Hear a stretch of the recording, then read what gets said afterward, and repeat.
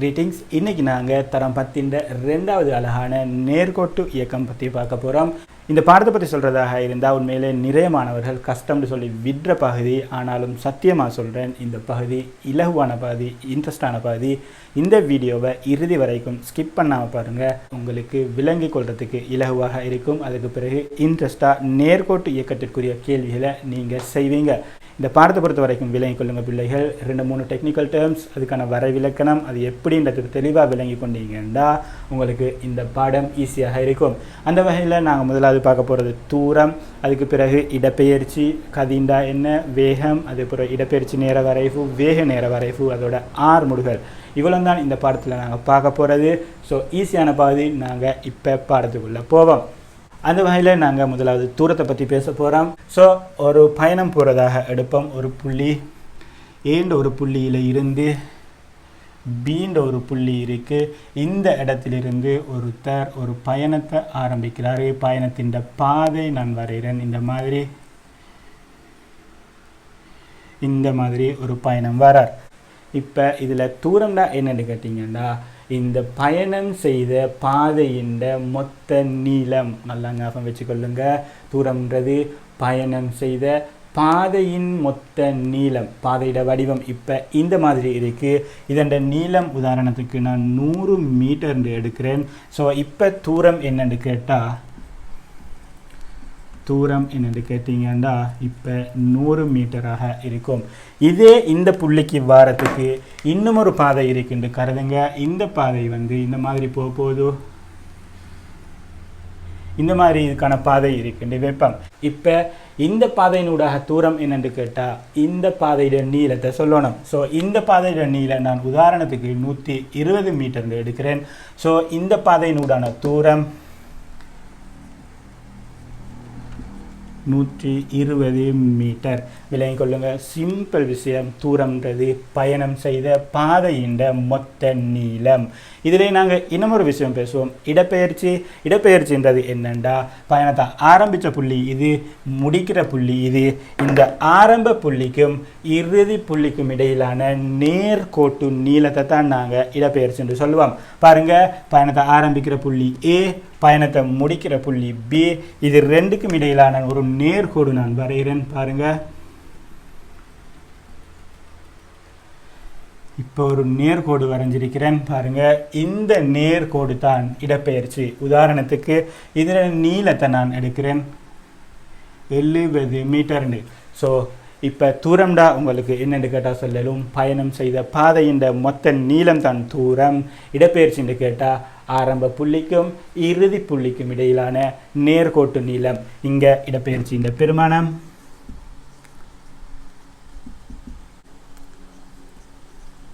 70 metre. அதே நேரம் இதில் இன்னும் ஒன்று கவனிங்க. பாருங்கள், இந்த தூரத்தை கவனிங்க. இந்த தூரத்தில் ஒரு திசை சொல்ல முடியாமல் இருக்குது. பாதை இந்த திசை வளைஞ்சு வந்திருக்கு.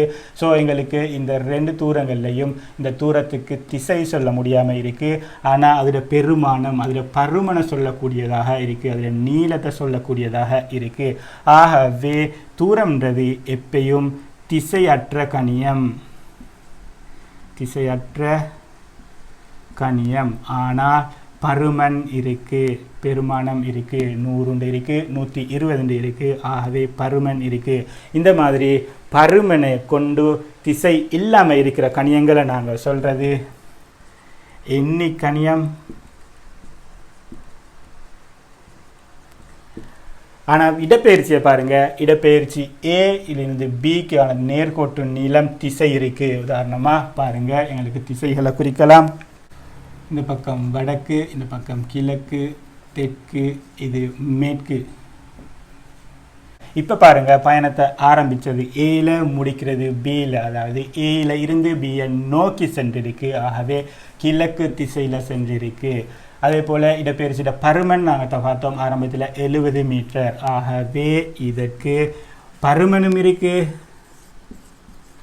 அதே நேரம் திசையும் இருக்குது. திசை இங்கே கிழக்கு திசையில் இருக்குது. ஆகவே இடப்பெயர்ச்சியை பொறுத்த வரைக்கும் பருமனும் இருக்குது, திசையும் இருக்குது. ஆகவே நாங்கள் இடப்பெயர்ச்சியை காவிக்கணியம்னு சொல்லுவோம். காவிக்கணி என்று சொல்லுவோம். ஸோ இப்போ உங்களுக்கு இடப்பெயர்ச்சிண்டா என்ன, அதே போல் தூரம்டா என்னன்றது தெளிவாக விளங்கி இருக்கும். ஸோ இதில் சில உதாரணங்களை நாங்கள் அடுத்து பார்ப்போம். பாருங்கள், இந்த இடத்துல ஏண்ட புள்ளியிலிருந்து பீண்டு புள்ளிக்கு ஒருத்தர் பயணம் செய்கிறாருன்னு கருதுங்க. இப்போ இதுதான் பயணம் செய்த பாதையின் நீளத்தை தந்திருக்கிறாங்க பகுதி பகுதியாக. ஆகவே எங்களுக்கு இந்த ஏண்ட புள்ளியிலிருந்து புள்ளி பிக்கான தூரத்தை கேட்டால் எங்களுக்கு சொல்லலாம் தூரம் சமன் இந்த மொத்தத்தையும் கூட்டி சொல்லலாம். ஸோ இந்த இடத்துல 20, இதையும் கூட்டினா 30, 40, 40, 20, 60 மீட்டர் தூரம் என்று சொல்லலாம். அதே நேரம் இடப்பெயர்ச்சி காண்றதாக இருந்தால், இடப்பெயர்ச்சின்றது எங்களுக்கு தெரியும் ஆரம்ப புள்ளிக்கும் இறுதி புள்ளிக்குமான நேர்கோட்டு நீளம். ஸோ ஏயையும் புள்ளி பியையும் இணைக்கிறதுக்காக ஒரு நேர்கோடு வரைகிறேன். இந்த நேர்கோட்டின் நீளம்தான் இடப்பெயர்ச்சியாக இருக்கும். உதாரணத்துக்கு இதன் பெருமானம் பெரும்பாலும் கேள்வியில் வந்தால் தருவாங்க. ஸோ இப்போ உதாரணத்துக்கு இந்த இடத்துல நான் 40 மீட்டர் எடுக்கிறேன். ஸோ இப்போ இதன் இடப்பெயர்ச்சி 40 மீட்டர். ஞாபகம் வச்சுக்கொள்ளுங்க, நான் சொன்னேன் இடப்பெயர்ச்சின்றது திசை கொண்ட கணியம். ஆகவே கட்டாயம் இடப்பெயர்ச்சி குறிக்கிற நேரம் அதன் திசையையும் குறிக்கணும். ஆக இடப்பெயர்ச்சி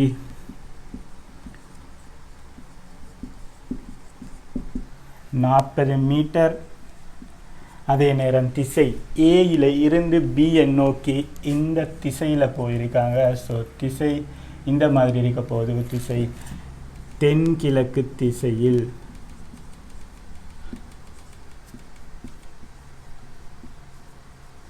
தென்கிழக்கு திசையில் கட்டாயம் திசை குறிப்பிடணும். அடுத்து இந்த உதாரணத்தை பாருங்க. உங்களோட பாடப்புத்தகத்தில் சேர்க்கப்பட்டுள்ள ஒரு உதாரணம் தான் இது. ஒரு ஓட்டப்பாதை வைங்க. இந்த ஓட்டப்பாதையின் மொத்த நீளம் 800 மீட்டர். மொத்த நீளம் 800 மீட்டர் என்று கருதுங்க. அதாவது இந்த பகுதி 200 மீட்டர், இந்த பகுதி 200 மீட்டர், இது 200, இந்த பகுதி 200 மீட்டர். ஸோ மொத்தம் 800 மீட்டராக இருக்குது.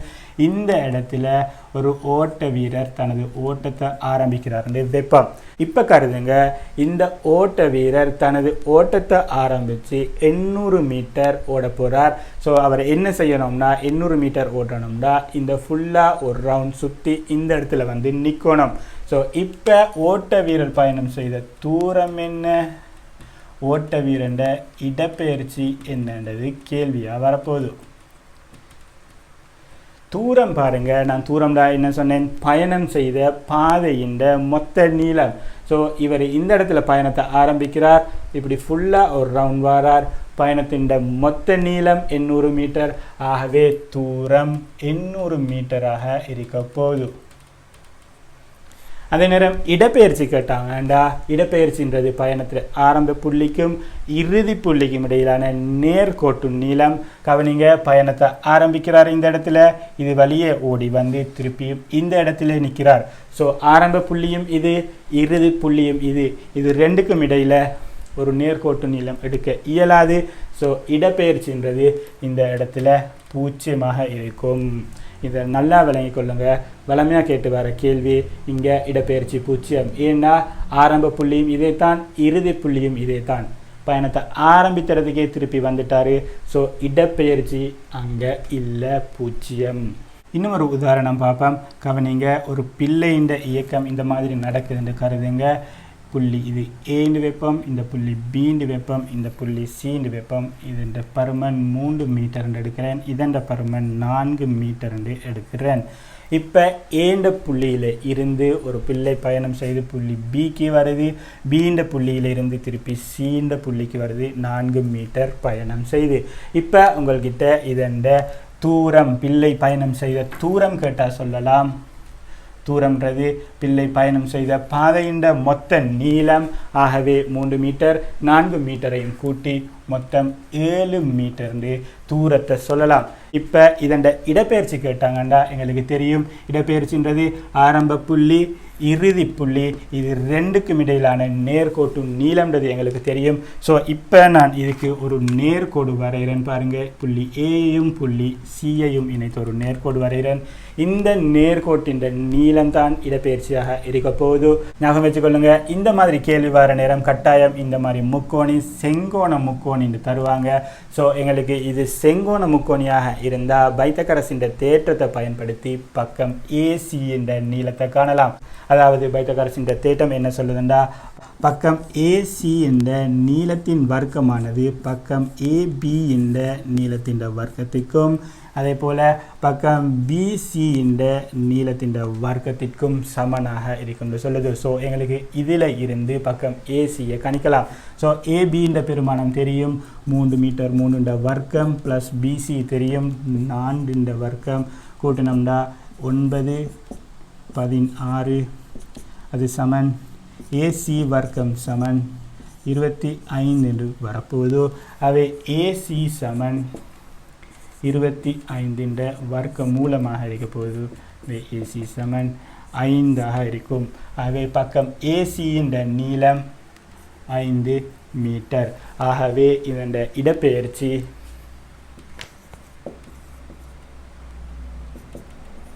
ஐந்து மீட்டர் திசை ஏயிலிருந்து சி நோக்கி வந்திருக்கு.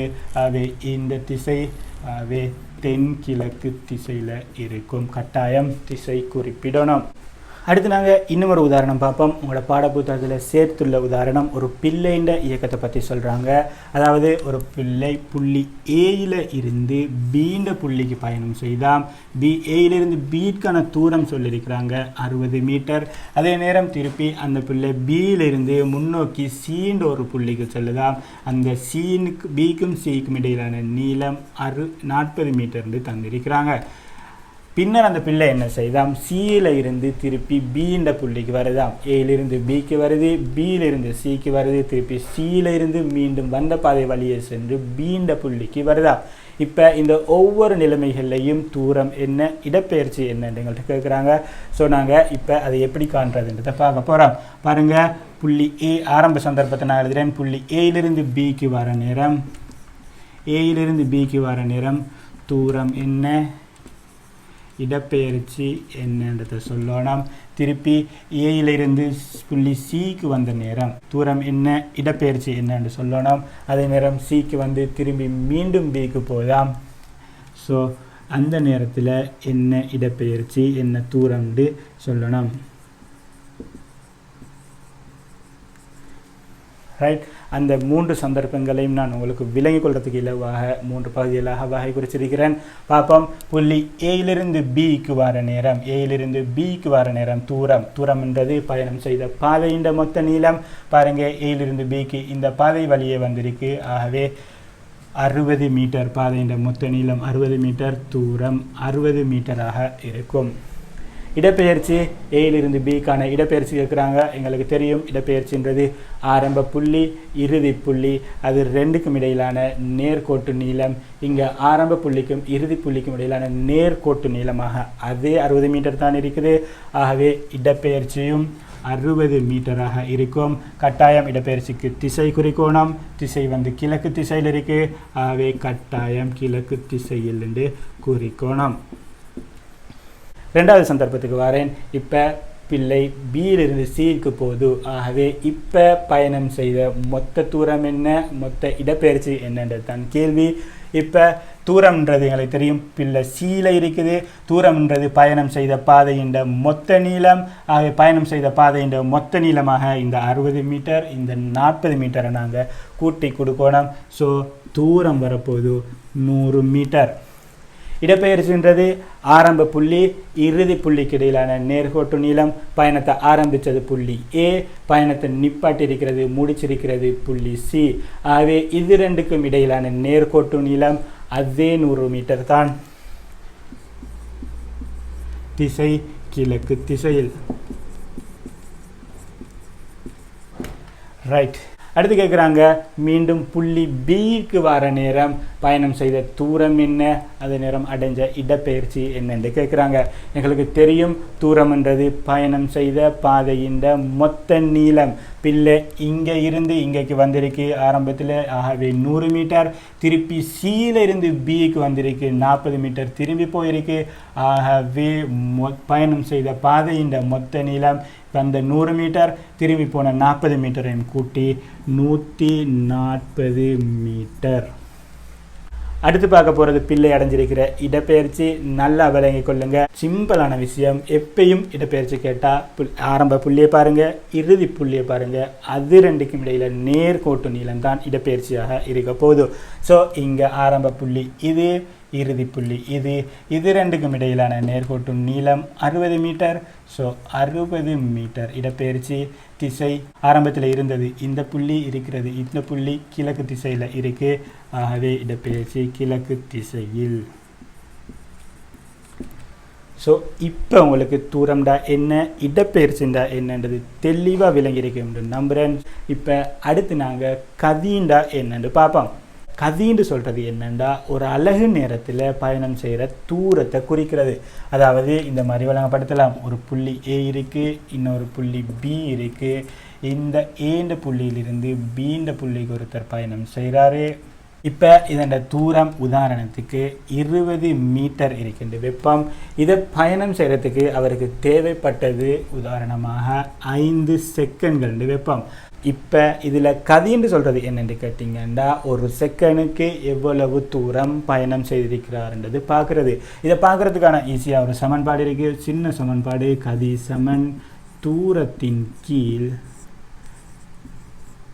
நேரம். ஆக இப்போ இந்த இயக்கத்தை கருதினோம்னா, அதாவது புள்ளி ஏயிலிருந்து 20 மீட்டர் புள்ளி பிக்கு வாரத்துக்கு 5 செகண்ட் எடுத்திருக்கு. ஸோ இதற்கான கதியை காண போகிறோம். கதின்னு சொல்கிறது தூரம் வந்து 20 மீட்டர். அதற்கு எடுத்த நேரம் 5 செகண்ட்கள். இப்போ இதை சுருக்கினா 4 வரப்போது. மேலே மீட்டர் இருக்குது, கீழே செகண்ட் இருக்குது. இந்த செகண்ட் மேலே வர நேரம் செகண்ட் -1 மாறப்போகுது. ஆகவே கதியின் அலகு மீட்டர் செகண்ட் -1 இருக்கும். இப்போ இந்த இயக்கத்தின் போதான கதி 4 மீட்டர் செகண்ட் -1. இதன் அர்த்தம் என்னென்னா ஒரு செகண்டுக்கு 4 மீட்டர் பயணம் செய்திருக்கு. ஆகவே 5 செகண்ட்களில் பயணத்தை பூரணப்படுத்திருக்கு. இது முதலாவது செகண்டில், 2வது செகண்டில், 3வது செகண்டில், 4வது செகண்டில், 5வது செகண்டில். ஆகவே ஒவ்வொரு செகண்ட்லையும் 4 மீட்டர் பயணம் செய்து இந்த பயணத்தை பூர்த்தி செய்திருக்கு. இதுதான் நாங்கள் கதி என்று சொல்லுவோம். சிம்பிளான விஷயம். கதையை பற்றி உங்களுக்கு இன்னும் விளங்குறதுக்காக உங்களோட பாடப்புத்தகத்தில் தந்திருக்கிற இந்த அட்டவணையை விளங்கப்படுத்துகிறேன். கவனிங்க. ஒரு பொருளுடைய இயக்கத்திற்கான நேரத்தையும் அது இயங்கிய தூரத்தையும் குறித்து ஒரு அட்டவணை தந்திருக்கிறாங்க. இந்த அட்டவணையில் குறித்து காட்டியிருக்கிறாங்க பாருங்கள். நேரம் டைம்னு சொல்கிறாங்க டி. அதை அளக்கிற அலகு செகண்டத்துக்காக செகண்ட் போட்டிருக்கிறேன். அதே போல் தூரம் டிஸ்டன்ஸ்னு சொல்கிறதுக்காக டி போட்டிருக்கிறேன். அதை அளக்கிற அலகு மீட்டர். அதே ப்ராக்கெட்டில் மீட்டர் போட்டிருக்கிறேன். பாருங்கள். 0 செகண்டில் சென்ற தூரம் 0, முதல் செகண்டில் 3 மீட்டர், 2 செகண்டில் 6 மீட்டர், 3 செகண்டில் 9 மீட்டர். இந்த மாதிரி ஒவ்வொரு செகண்ட்லையும் தூரம் அதிகரித்து கொண்டு போயிருக்கு. இங்கே நல்லா விளங்கி கொள்ளுங்க.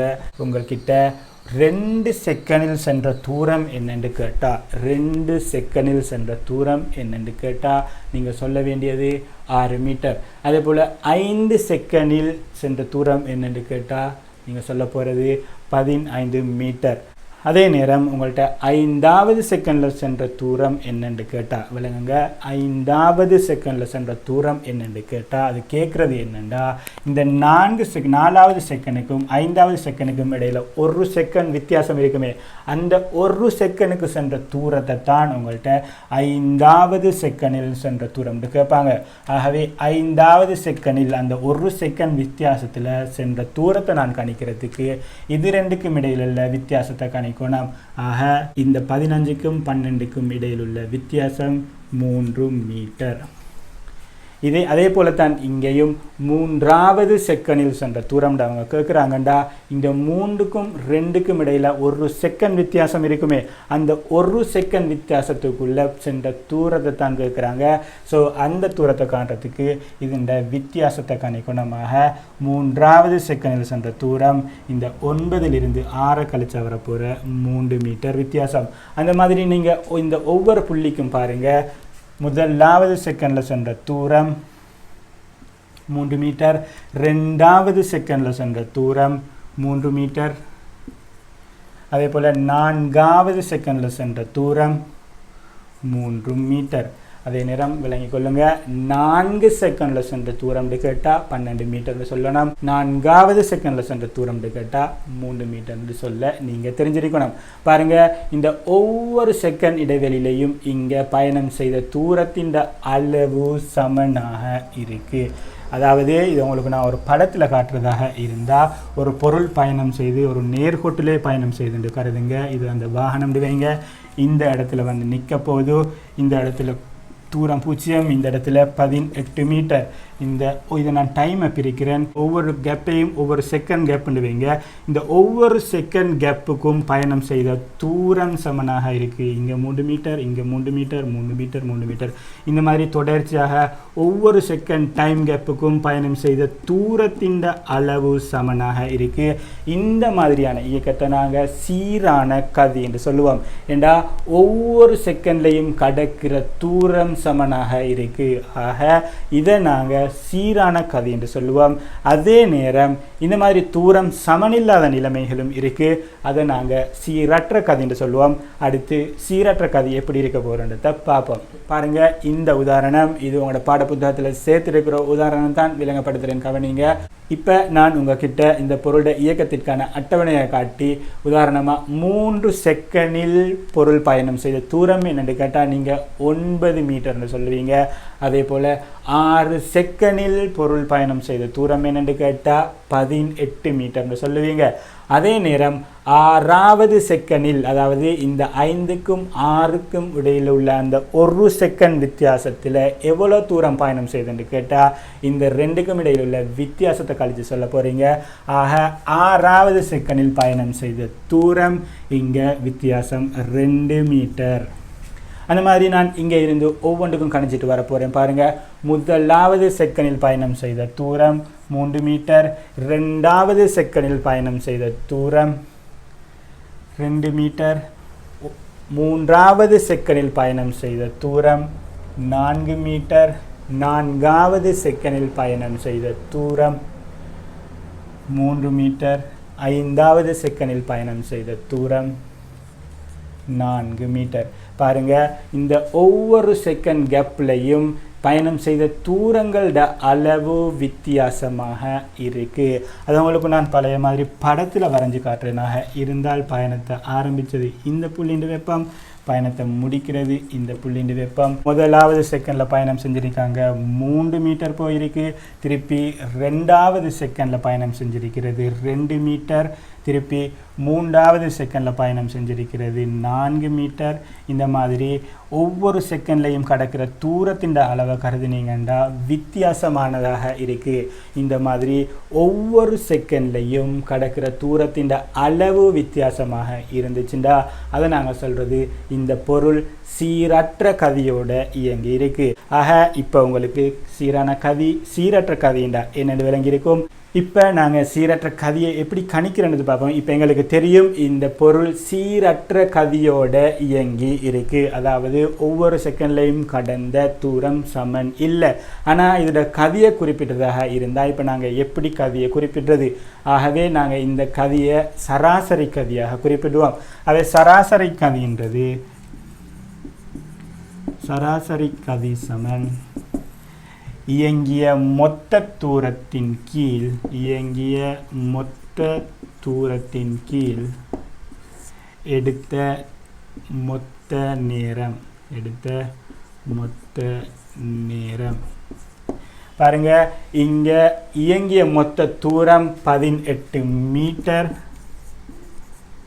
எடுத்த மொத்த நேரம் 6 செகண்ட்கள். சுருக்குறேன், 3 மீட்டர் செகண்ட் -1. அதாவது ஒரு செகண்டுக்கு 3 மீட்டர் என்று சொல்லி இந்த பயணத்தை கடந்திருக்கு. ஆனால் உண்மையில் ஒரு செகண்டுக்கு பாருங்க, இங்கே 3 மீட்டர், இங்கே 2 மீட்டர், இங்கே 4 மீட்டர், இந்த மாதிரி வித்தியாசமாக கடந்திருக்கு. ஆனால் நாங்கள் சராசரி கதி கணிச்சிருக்கிறோம். சராசரியாக ஒரு செகண்டுக்கு 3 மீட்டர் கடந்திருக்குன்னு சொல்கிறாங்க. ஆகவே இந்த மாதிரி சீரற்ற கதியோட இயங்குகிற பொருட்களுக்கு நாங்கள் சராசரி கதி கணிப்போம். அதே போல் சீரான கதியோட இயங்குகிற பொருட்களுக்கு நார்மலாக கதியை கணிப்போம். கதி சமன் தூரத்தின் கீழ் நேரம் வரும். அடுத்து நாங்கள் பார்க்க போகிறது வேகம் பற்றி. வேகம்ன்றதும் நாங்கள் ஆரம்பத்தில் பார்த்த கதியை மாதிரியே தான். இங்கே என்ன வித்தியாசம்னா, நாங்கள் ஆரம்பத்தில் கதியில் பார்த்தோம் ஒரு செகண்டுக்கு பயணம் செய்த தூரம் என்னன்றதை பார்த்தோம். இங்கே நாங்கள் பார்க்க போகிறது ஒரு செகண்டில் அடைந்த இடப்பெயர்ச்சி என்னண்டு. ஆகவே வேகத்துக்கான சமன்பாடு எனக்கு எழுதலாம். வேகம் சமன் இடப்பெயர்ச்சியின்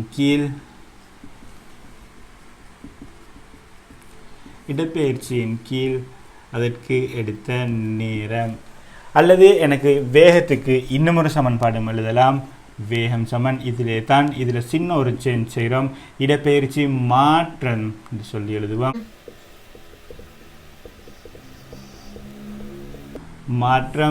இடப்பெயர்ச்சி மாற்றத்தின் கீழ் நேரம் என்று சொல்லுவோம். கிட்டத்தட்ட ரெண்டும் ஒரே சமன்பாடு தான். எங்களுக்கு சில இடங்களில் இடப்பெயர்ச்சியின் கீழ் நேரத்தை போட்டு செய்ய வேண்டிய தேவை வரும். இன்னும் சில இடங்களில் இடப்பெயர்ச்சி மாற்றத்தின் கீழ் நேரத்தை போட்டு செய்ய வேண்டிய தேவை வரும். கிட்டத்தட்ட ரெண்டும் ஒரே மாதிரியான சமன்பாடு தான். ஞாபகம் வச்சுக்கொள்ளுங்க. சயின்ஸை பொறுத்த வரைக்கும் எப்போது மாற்றம் கேட்டாலும் நீங்கள் சொல்லணும் இறுதி பெருமானம் ஆரம்ப பெருமானம். இங்கே இடப்பெயர்ச்சின்ற மாற்றம் கேட்குறாங்க. ஆகவே இடப்பெயர்ச்சியில் மாற்றம் என்னன்னு கேட்டால் இறுதி இடப்பெயர்ச்சி ஆரம்ப இடப்பெயர்ச்சி. இதுவே உங்கள்கிட்ட வெப்பநிலையில் மாற்றம் கேட்டாங்களா இருந்தால் நீங்கள் இறுதி வெப்பநிலை ஆரம்ப வெப்பநிலைன்னு கணிச்சு கொடுக்கணும். அதே நேரம் உங்கள்ட்ட வேகத்திட மாற்றம் கேட்டாங்கண்டா இறுதி வேகம் ஆரம்ப வேகம்னு கொடுக்கணும். ஞாபகம் வச்சுக்கொள்ளுங்க. மாற்றம்ன்றது எப்பயும் இறுதி ஆரம்பம். ஸோ இங்கே இடப்பெயர்ச்சி மாற்றம் கேட்டிருக்கிறாங்க. ஆகவே நான் இதை இன்னும் விரிவாக்கி எழுதுகிறேன். இறுதி இடப்பெயர்ச்சி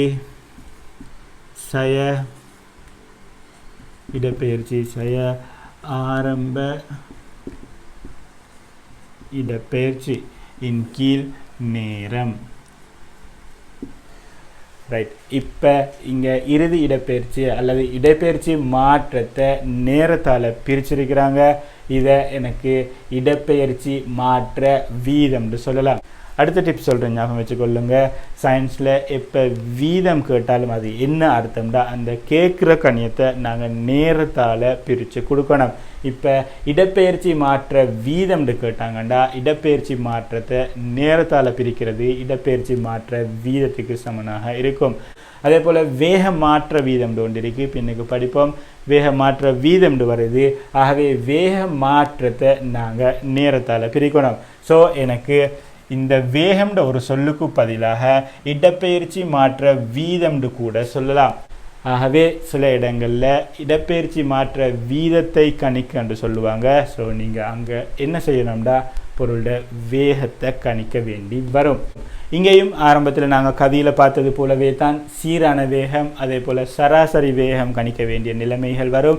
ஸோ இப்போ அதுக்கான ஒரு உதாரணத்தை பார்க்க போகிறோம். பாருங்கள், ஒரு பொருளோட இயக்கத்திற்கான ஒரு அட்டவணையை தந்திருக்கிறாங்க. இங்கே மேலே நேரம் குறிக்கப்பட்டிருக்கு, கீழே அந்த நேரத்தில் அடைஞ்ச இடப்பெயர்ச்சி குறிக்கப்பட்டிருக்கு. ஸோ ஆரம்பத்தில் பார்த்தது போலவே தான் இங்கேயும் பாருங்கள் 3 செகண்டில் அடைந்த இடப்பெயர்ச்சி என்று கேட்டால் நீங்கள் சொல்ல போகிறது 9 மீட்டர். அதே போல் 2 செகண்டில் அடைந்த இடப்பெயர்ச்சி என்று கேட்டால் நீங்கள் சொல்ல போகிறது 6 மீட்டர். அதே போல் உங்கள்கிட்ட கேட்டால் 3வது செகண்டில் அடைந்த இடப்பெயர்ச்சி என்னென்று கேட்டால் உங்களுக்கு தெரியும் 3வது செகண்ட் என்று சொல்கிறது இந்த 3க்கும் 2க்கும் இடையில் இருக்குமே அந்த 1 செகண்ட். அந்த 1 செகண்டில் அடைந்த இடப்பெயர்ச்சி தான் உங்கள்கிட்ட கேட்குறாங்க. ஸோ நீங்கள் என்ன செய்ய போகிறீங்க, 9ல் இருந்து 6 கழிச்சு வர வித்தியாசத்தை கொடுக்க போகிறீங்க. ஸோ 3வது செகண்டில் அடைந்த இடப்பெயர்ச்சின்னு கேட்டால் நீங்கள் சொல்ல போகிறது இதுக்கும் இடையில் வித்தியாசம், அதாவது 3 மீட்டர். ஸோ ஆரம்பத்திலிருந்து நான் கணிச்சிட்டு வரேன். பாருங்கள், 1வது செகண்டில் அடைந்த இடப்பெயர்ச்சி 3 மீட்டர். 2வது செகண்டில் அடைந்த இடப்பெயர்ச்சி 3 மீட்டர். 3வது செகண்டில் அடைந்த இடப்பெயர்ச்சி 3 மீட்டர் கணிச்சிருக்கிறோம். 4வது செகண்டில் அடைந்த இடப்பெயர்ச்சியும் 3 மீட்டர். ஆக இந்த ஒவ்வொரு செகண்ட்லையும் அடைந்த இடப்பெயர்ச்சி சமனாக இருக்குது. ஆகவே இந்த பொருள் சீரான வேகத்துடன் பயணித்திருக்கு என்று சொல்லலாம். அதே நேரம் சில நேரங்களில் சீரற்ற வேகத்துடன் பயணிக்கிற சந்தர்ப்பங்களும் இருக்கு. இப்போ அதுக்கு ஒரு உதாரணம் பார்ப்போம். பாருங்க, இந்த உதாரணத்தை உங்களோட பாட புத்தகத்தில் உள்ள உதாரணம் தான். இதில் முதலாவது செகண்டில் அடைந்த இடப்பெயர்ச்சி 4 மீட்டர். இங்கே 2வது செகண்டில் அடைந்த இடப்பெயர்ச்சி 3 மீட்டர். மூன்றாவது செகண்டில் அடைந்த இடப்பெயர்ச்சி திருப்பி 2 மீட்டர், நான்காவது செகண்டில் அடைந்த இடப்பெயர்ச்சி 3 மீட்டர். பாருங்க, இங்க ஒவ்வொரு செகண்ட்லையும் அடைந்த இடப்பெயர்ச்சி வித்தியாசமான பெருமானம் உடையதாக இருக்கு. ஆகவே இந்த பொருள் சீரற்ற வேகத்துடன் பயணித்து இருக்கு.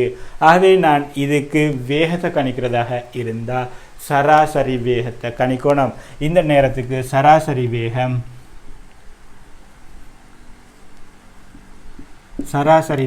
சமன் இடப்பெயர்ச்சியின் கீழ் நேரம் குறிப்பம். இடப்பெயர்ச்சி பாருங்க, அடைந்த இடப்பெயர்ச்சி 12 மீட்டர், அதற்கு எடுத்த நேரம் 4 செகண்ட்கள். ஸோ சுருக்குறேன் பாருங்க, 3 மீட்டர் செகண்ட் மைனஸ் 1 இருக்கும். பாருங்க, இதன் அர்த்தம் என்ன? ஒரு செகண்டுக்கு 3 மீட்டர் வீதம் இடப்பெயர்ச்சி அடையும். ஆனால் உண்மையில் அந்த மாதிரி இல்லை. நாங்கள் இங்கே கண்டிருக்கிறது சராசரி வேகம். சீரற்ற வேகத்தோடு இயங்கியிருக்கிறதுனால நாங்கள் சராசரி வேகம் கண்டிருக்கிறோம். ஸோ இந்த சமன்பாடு எங்களுக்கு சராசரி வேகத்தின் பெருமானத்தை தரும். அதே நேரம் ஞாபகப்படுத்துகிறேன், நாங்கள் ஆரம்பத்தில் பார்த்தோம் தூரம் திசை அற்ற கணியம், அதே நேரம் இடப்பெயர்ச்சி திசை உள்ள கணியம். இன்னும் ஒரு வார்த்தையில் சொல்கிறதாக இருந்தால் தூரம்ன்றது எண்ணிக்கணியம், இடப்பெயர்ச்சி என்றது காவி கணியம். அதே போல தான் வேகம்ன்றதில் இடப்பெயர்ச்சி சம்மந்தப்படுது. ஆகவே வேகம்ன்றது கட்டாயம் காவி கணியமாக இருக்க போது. அதே நேரம் கதியை பொறுத்த வரைக்கும் கதியில் தூரம் சம்மந்தப்படுது. எங்களுக்கு தெரியும் தூரம்ன்றது எண்ணிக்கணியம். ஆகவே கட்டாயம் கதியானதும் எண்ணிக்கணியமாக இருக்கும். அதே நேரம் அடுத்த விஷயம் ஞாபகம் வச்சு கொள்ளுங்க, கதியாக இருக்கலாம், வேகமாக இருக்கலாம், இரண்டுக்குமே அலகு மீட்டர் செகண்ட் மைனஸ் 1 இருக்கும். பாருங்க, உங்களோட பாட புத்தகத்தில் ஒரு கேள்வி தந்திருக்கிறாங்க. உதாரணத்துக்கு அந்த உதாரணத்தை விளங்கப்படுத்துகிறேன், கவனிங்க. இந்த கேள்வியில் என்ன சொல்லியிருக்கிறாங்கன்னா, ஒரு பிள்ளை சைக்கிளில் கிழக்கு திசையை நோக்கி போகுதாம். அந்த போகிறதுக்கான நேரத்தையும் இடப்பெயர்ச்சியையும் கொண்ட அட்டவணை தந்திருக்கிறாங்க. ஸோ அதோட சில கேள்விகள் கேட்டிருக்கிறாங்க. இப்போ அந்த கேள்விகளுக்கான விடைகளை என்ன மாதிரி எடுக்கிறன்றதை பற்றி பார்ப்போம். அந்த வகையில் முதலாவது கேள்வி கேட்குறாங்க, முதல் 4 செகண்ட்களில் பிள்ளையின் இயக்கத்தை பற்றி விவரிக்க சொல்கிறாங்க. இங்கே நாங்கள் பார்க்கணும், இதில் டைம் தந்திருக்கு, கீழே இடப்பெயர்ச்சி தந்திருக்கு. ஸோ இதை வச்சு எங்களுக்கு என்ன சொல்லலாம்னு பார்க்கணும். பாருங்கள், டைம் 6:0 இருந்து 1 2 3 4 என்று படிப்படியாக கூடிக்கொண்டு போயிருக்கு. அதே நேரம் இடப்பெயர்ச்சியை பாருங்கள், இடப்பெயர்ச்சி 0 இருந்து 2 4 6 8 என்று கூடிக்கொண்டு போயிருக்கு. ஆகவே எங்களுக்கு சொல்லலாம், முதல் 4 செகண்ட்களில் பிள்ளை 8 மீட்டர் இடப்பெயர்ச்சி அடைந்துள்ளது. அல்லது எங்களுக்கு ஆரம்பத்தில் கேள்வியில் சொன்னாங்க பிள்ளை கிழக்கு திசை நோக்கி இயங்குது என்று. ஆகவே இன்னும் கொஞ்சம் அழகாக சொல்லலாம், பிள்ளை முதல் 4 செகண்ட்களில் 8 மீட்டர் கிழக்கு திசையில் இடப்பெயர்ச்சி அடைந்துள்ளது. அதாவது இது எனக்கு படத்தில் காட்டுறதாக இருந்தால் இது இயங்குற போகிற பாதை என்று வெப்பம், இது பிள்ளையின் இயக்கத்துக்கான, இது பிள்ளையோட வாகனம் வெப்பம் அல்லது பிள்ளையோட சைக்கிள். இந்த இடத்துல இருந்து இந்த இடத்துக்கு இயங்கி இருக்கு. இப்போ 8 மீட்டர் வந்திருக்கு. இதுக்கும் இடையிலான நீளம் இடப்பெயர்ச்சி 8 மீட்டர்னு சொல்கிறாங்க. இதுக்கு எடுத்த டைம் 4 செகண்ட்கள். ரைட், இதை உங்களுக்கு விளக்கத்துக்காக வரைஞ்சி காட்டியிருக்கிறேன். முதல் 4 செகண்ட்களில் 8 மீட்டர் இடப்பெயர்ச்சி அடைஞ்சிருக்கு. ரெண்டாவது கேள்வி கேட்குறாங்க, முதல் 4 செகண்ட்களில் பிள்ளையின் இடப்பெயர்ச்சி மாறும் வீதம் யாதுன்னு கேட்குறாங்க. ஞாபகப்படுத்தி பாருங்க, நான் வேகத்தில் சொல்லி தந்தேன். வேகத்துக்கு இன்னும் ஒரு பெயர் இருக்கு, அதுதான் இடப்பெயர்ச்சி மாற்ற வீதம். ஸோ இங்கே கேட்குறாங்க, இப்போ இந்த 4 செகண்ட்களில் இடப்பெயர்ச்சி மாற்ற வீதம் என்னன்னு. ஸோ எங்களுக்கு தெரியும் இடப்பெயர்ச்சி மாற்ற வீதம்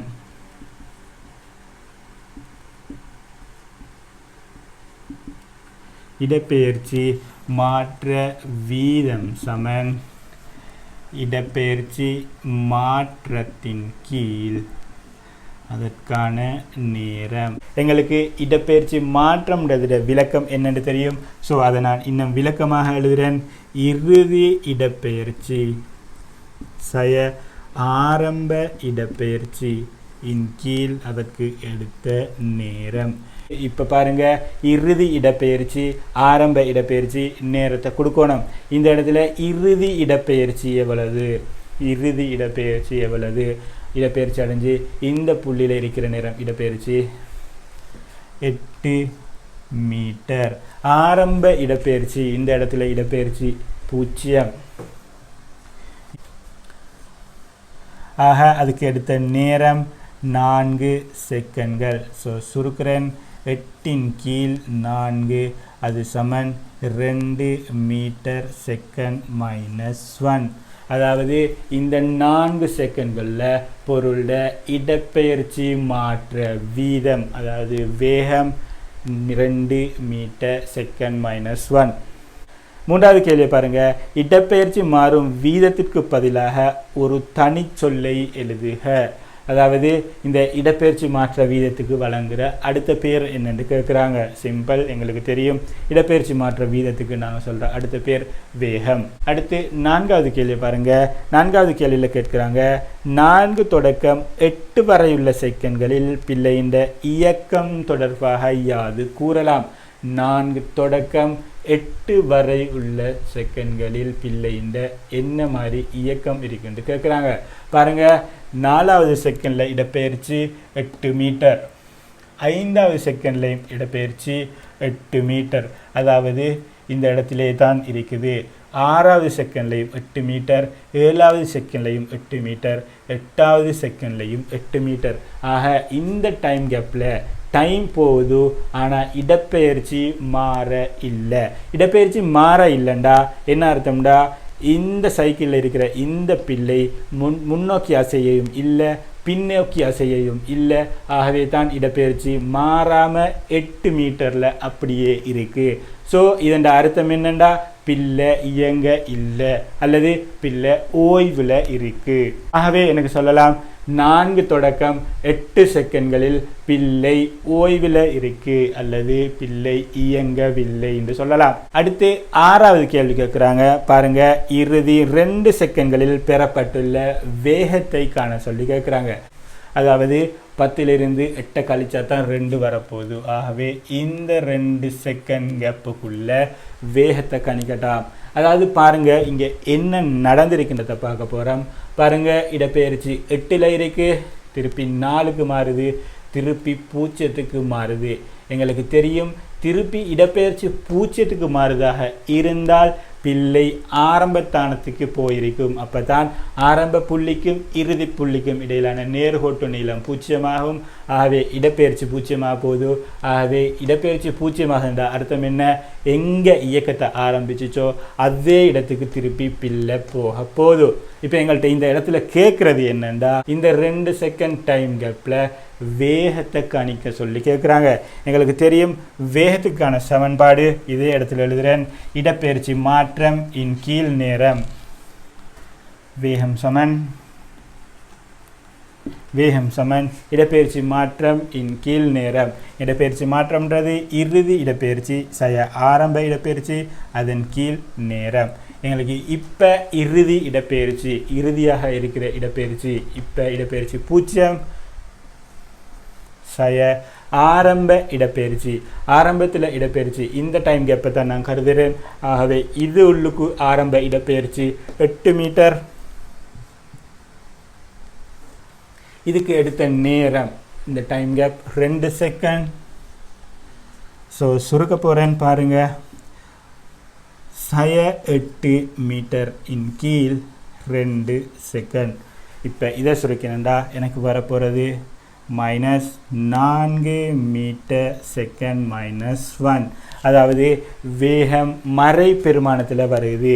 மறை பெருமானத்தில் வருதுண்டா என்ன அர்த்தம்டா, வந்த திசையில் இல்லை, அதற்கு எதிர் திசையில் 4 மீட்டர் செகண்ட் -1 வேகத்தோட இயங்குதுன்றது தான் இதன் அர்த்தமே. தவிர சில மாணவர்கள் நினைப்பாங்க என்னண்டா மைனஸ்ண்டா வேகம் படிப்படியாக குறைஞ்சிட்டு போக முடியும். அப்படி இல்லை, நல்லா விளங்கி கொள்ளுங்க. -4 m/s எடுத்துகிற அர்த்தம் என்னண்டா, அதாவது இந்த மைனஸ்ட அர்த்தம் என்னண்டா வந்த திசையில் இல்லை அதற்கு எதிர் திசையில் இயங்குது என்றது தான் அர்த்தம். ஆகவே 4 ms-1 வேகத்துடன் இப்போ இந்த திசையில் இயங்க போதோ இந்த 2 செகண்ட் டைம் கேப்பில். அடுத்து நாங்கள் பார்க்க வேண்டியது ஆர்முடுகள் மற்றும் வேக நேர வரைவு, இடப்பெயர்ச்சி நேர வரைவு. அதே போல் இதில் சில பயிற்சிகள் இருக்குது, அதே நேரம் பாஸ் பேப்பர் கேள்விகளோட டிஸ்கஷன் இருக்குது. ஸோ இதன் அடுத்த வீடியோவில் ஆர்முடுகள் மற்றும் இடப்பெயர்ச்சி நேர வரைவு, வேக நேர வரைவு பற்றி நான் விளங்கப்படுத்துகிறேன். இது வரைக்கும் பார்த்தது உங்களுக்கு விளங்கி இருக்கும்னு நினைக்கிறேன். சிம்பிளான பகுதி. உங்களுக்கு இதில் கேள்விகள் செய்கிற நேரம் இது பற்றின தெளிவு இன்னும் அதிகமாக வரும். ஸோ நான் கூடிய சீக்கிரம் இந்த அடுத்த வீடியோவை நான் அப்லோட் பண்ணுவேன். இந்த வீடியோ பிடிச்சிருந்தால் லைக் பண்ணுங்கள். இந்த வீடியோ பற்றின கருத்துக்களை கட்டாயம் கமெண்ட்ல சொல்லுங்கள். அதே நேரம் இந்த வீடியோ உங்களோட நண்பர்களுக்கும் பார்க்குறதுக்கு ஷேர் பண்ணுங்கள். மீண்டும் இன்னும் ஒரு புதிய தலைப்பில் சந்திப்போம்.